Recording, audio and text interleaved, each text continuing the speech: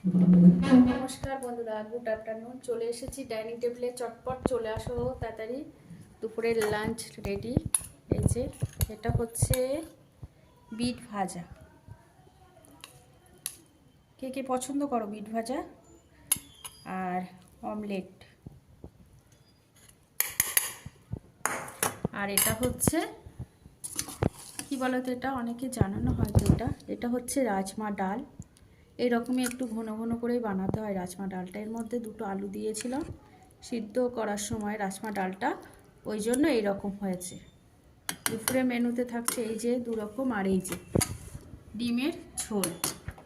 আজকে আলু দিয়ে ডিমের কারি। এই যে খুব হালকা মশলা দিয়ে, এগুলো কিন্তু পুরোটা কাঁচা লঙ্কা দিয়ে রান্না করেছি বন্ধুরা। এই সবজিগুলো কালারটা দেখো, মোটামুটি বেশ ভালোই হয়েছে, তাই না বলো? চলো তাহলে, দুপুরের লাঞ্চ রেডি। এখন খাওয়া দাওয়ার পালা, চটপট তাড়াতাড়ি চলে আসো।